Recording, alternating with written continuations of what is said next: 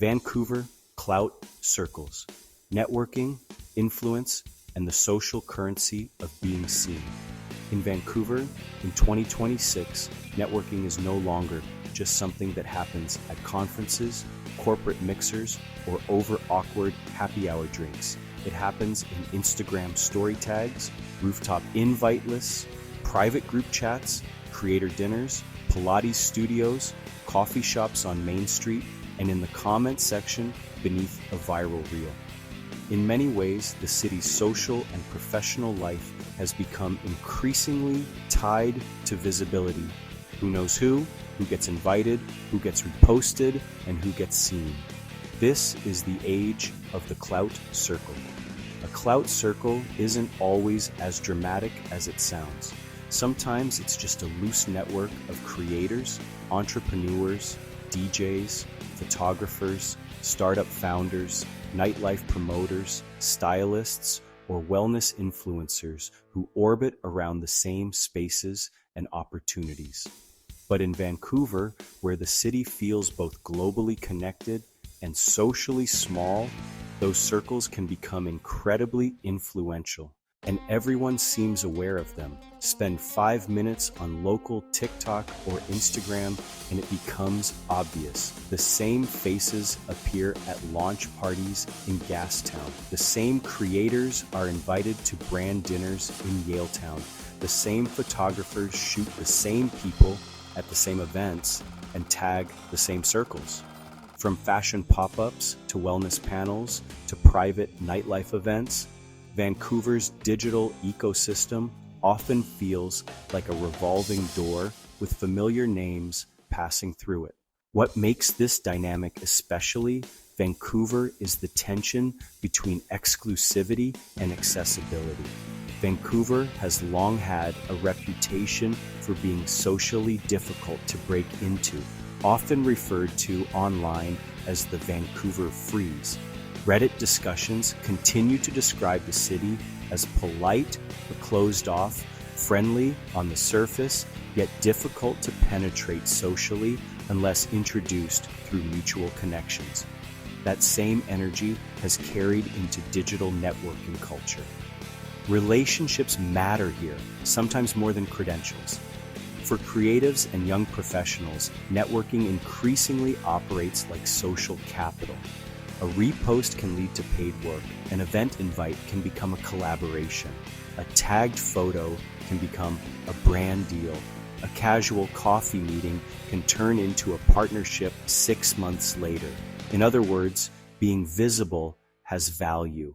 This is especially true in Vancouver's creator economy, which continues expanding in 2026 through tourism campaigns, influencer partnerships, and lifestyle branding. Destination BC's influencer marketing campaigns recently received international recognition, further legitimizing content creators as part of the province's economic and media landscape. Influencer marketing agencies across Vancouver are growing rapidly to meet demand from brands eager to tap local audiences. But clout circles are not just about money. They're about identity. Who you are seen with can shape how you are perceived. The city's micro scenes, fashion, fitness, nightlife, hospitality, startup tech, wellness, and creative media often overlap, and people move between them fluidly. Someone may DJ on Friday, host a wellness panel Saturday, and appear in branded content by Sunday. Personal identity becomes partially curated through community affiliation. Social media doesn't just document social life anymore, it organizes it. Yet the reality behind the polished posts is more complicated. For every person attending a private creator event, there are many more watching from outside the frame.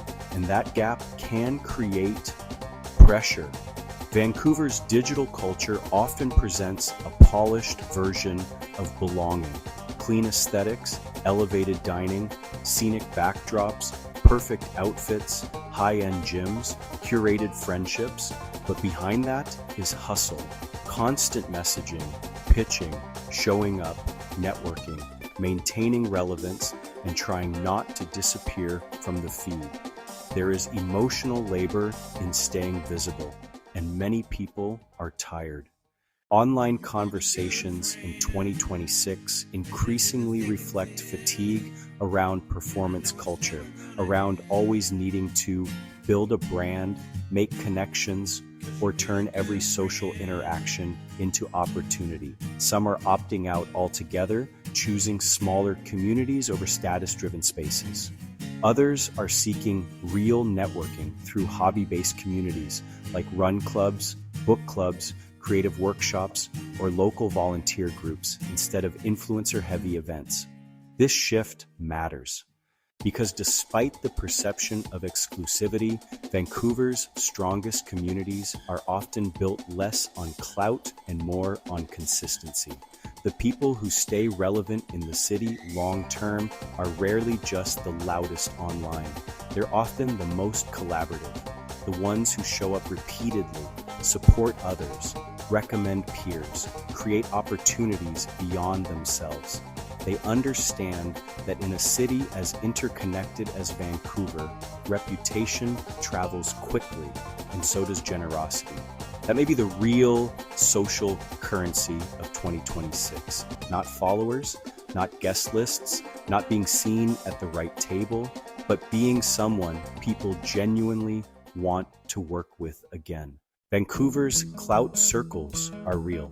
So are the dynamics of access, image, and influence that shape them. But underneath all of it remains something older and more human than algorithms or engagement metrics: trust.